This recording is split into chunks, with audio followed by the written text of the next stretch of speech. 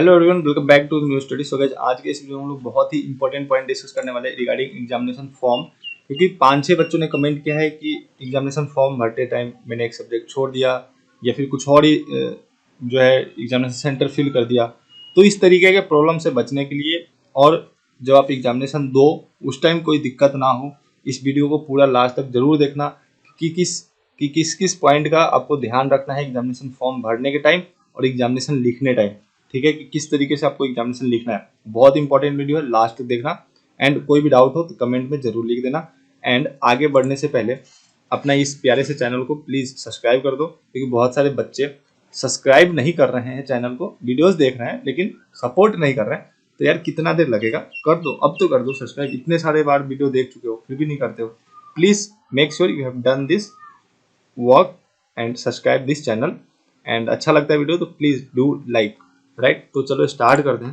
तो यहाँ पे देखो साफ साफ यहाँ पे इंस्ट्रक्शन एंड गाइडलाइन दिया गया। तो यहाँ पे 3-4 पॉइंट है, जल्दी से निपटा देते हैं इसको।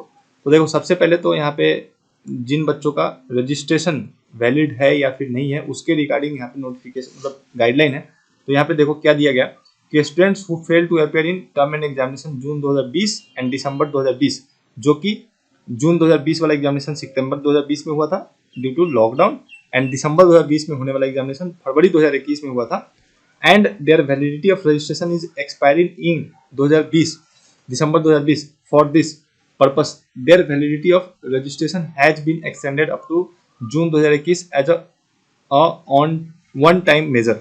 देखो ड्यू टू लॉकडाउन जो एग्जामिनेशन है इधर उधर हो गया था। ठीक है, जो जून में होता था वो सितंबर में हुआ, जो दिसंबर में होता था वो फरवरी में हुआ। तो कई बच्चे इस तरीके से मतलब टाइमलाइन पे नहीं हुआ एग्जाम, तो इसलिए कई बच्चे हो सकते हैं कि नहीं दिए एग्जाम या फिर किसी वजह से फेल हो गए।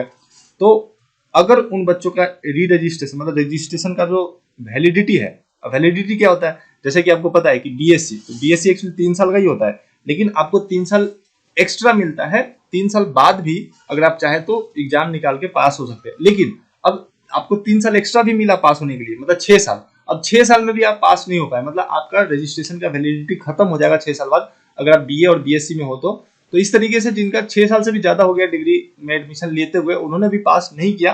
मतलब दिसंबर में लेट सपोज उनका वैलिडिटी था कि 6 साल अब पूरेगा दिसंबर में, लेकिन वो किस वजह से एग्जाम नहीं दे पाए, तो लॉकडाउन होगा के कारण, तो उनके लिए जो है 6 महीने का मतलब वैलिडिटी बढ़ा दिया गया। री रजिस्ट्रेशन का जो उनका एक्सपायरी डेट है वो जून 2021 कर दिया गया है।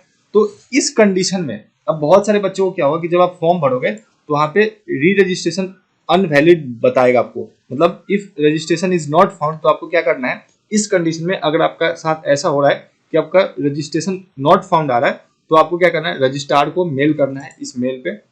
ठीक है, इस मेल पे, या फिर फोन नंबर दिया गया, तो मेरे ख्याल से भी फोन नंबर तो काम करेगा नहीं क्योंकि सारे रीजनल सेंटर स्टडी सेंटर बंद है। तो आप रजिस्ट्रार को मेल कर सकते हो अगर आपका री रजिस्ट्रेशन अनवैलिड बता रहा है, मतलब इनवैलिड बता रहा है। तो आप यहाँ पे इस ईमेल आईडी पे जरूर से मैसेज करें कि सर ये प्रॉब्लम है, मैंने एग्जाम नहीं दिया था या फेल हो गया था और मेरा रजिस्ट्रेशन का डेट जो है दिसंबर 2020 लास्ट जो कि वैलिडिटी था एक्सपायर्ड हो गया है, तो मुझे एक्सटेंड करना पड़ा है। आप अपने इन्वॉल्वमेंट नंबर और कोर्स कोड के साथ उनको मैसेज करें ताकि वो उसको ओपन कर दे। ठीक है, और नेक्स्ट जो बहुत इंपॉर्टेंट सभी बच्चों के लिए है वो है जब आप आंसर राइटिंग करते हो तो उसके लैंग्वेज से को लेकर के, तो answer to the question paper will be only be accepted in language in which program is offered. अब जैसे देखो इसका मतलब है कि एमसीए सिर्फ इंग्लिश में ऑफर होता है, तो आप वहां पे हिंदी नहीं लिख सकते हैं। ठीक है, जो भी प्रोग्राम इग्नू के अंदर जिस भी लैंग्वेज में ऑफर किया जा रहा है, जैसे बीएससी, तो बीएससी हिंदी इंग्लिश दोनों में दिया जाता है, तो आप सिर्फ हिंदी इंग्लिश में ही आप आंसर लिखना है आपको, क्योंकि आपका क्वेश्चन जो है हिंदी और इंग्लिश इसी दोनों लैंग्वेज में होगा। आप किसी रीजनल लैंग्वेज में नहीं लिखना है आपको आंसर। ये नहीं कि आपने भोजपुरी में लिख दिया, मराठी में लिख दिया, ऐसा करके, तो वो एक्सेप्टेबल नहीं होगा। बिना कुछ कहे हुए आपका जो एग्जामिनेशन है वो कैंसिल कर दिया जाएगा और उसको एवेल्युएट नहीं किया जाएगा। यहाँ पे साफ साफ लिखा गया। तो आप जब आंसर लिखते हो तो इस चीज का जरूर ध्यान रखें कि आप अगर एमसीए है तो एमसीए अब हिंदी में ऑफर्ड ही नहीं कर रहा है, तो आपने हिंदी में लिख दिया तो ये तो गलत हो जाएगा ना, तो वो सही नहीं होगा, आप उसको ध्यान रखना। However, a student have an option to attempt the examination of course in Hindi medium irrespective of registration of same in English medium except for language programs।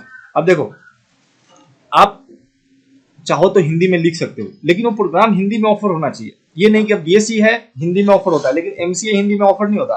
तो आप बीएससी में अगर आपने रजिस्ट्रेशन किया था उस टाइम इंग्लिश डाला है, लेकिन आपको हिंदी में लिखने का मन है, तो आपका जो क्वेश्चन पेपर है वो हिंदी में आ रहा है, हिंदी इंग्लिश दोनों में आ रहा है, तो इसलिए आप हिंदी इंग्लिश दोनों में लिख सकते हो इरिस्पेक्टिव ऑफ कि आपने इंग्लिश मीडियम चूज किया था। लेकिन एमसीए में अगर आप हिंदी में लिखोगे तो होगा ही नहीं, क्योंकि एमसीए का जो प्रोग्राम है और जो क्वेश्चन पेपर है वो हिंदी में आता ही नहीं है। ठीक है, तो इस चीज का ध्यान रखें। नेक्स्ट है हमारा पॉइंट कि दिसंबर 2020 term end examination result is being uploaded on IGNOU website www.ignu.ac.in in phased manner. In case the result of any courses is not declared on or before last date of submission of examination form, you are advised to fill the form without waiting for complete result to avoid future consequences. बहुत important point है। बहुत सारे बच्चों का comment है कि मेरा examination का रिजल्ट नहीं आया दिसंबर का, मैं कैसे भरूँ, फॉर्म भरूँ या ना भरूँ। तो आप लोग लास्ट डेट तक वेट करें। अगर आपका कंप्लीट रिजल्ट लास्ट डेट तक नहीं आया है तो आप फॉर्म जरूर भर दें जिस कोर्स का आपका रिजल्ट नहीं आया। लेकिन मेरे ख्याल से धीरे धीरे सबको अपलोड किया जा रहा है और एग्जामिनेशन फॉर्म के लास्ट डेट से पहले सारे रिजल्ट्स अपलोड हो जाएंगे। ठीक है, तो आप थोड़ा सा वेट कीजिए और उसको देखिए कि चेक करते रहिए कि आया कि नहीं आया रिजल्ट। और फॉर्म जब डालते हैं तो देखो, एक बच्चे ने कल कमेंट किया कि सर मेरा तो कोर्स जो है कि 6 कोर्स है और जब मैंने फॉर्म डाला तो उसमें मैंने 5 ही चूज किया था।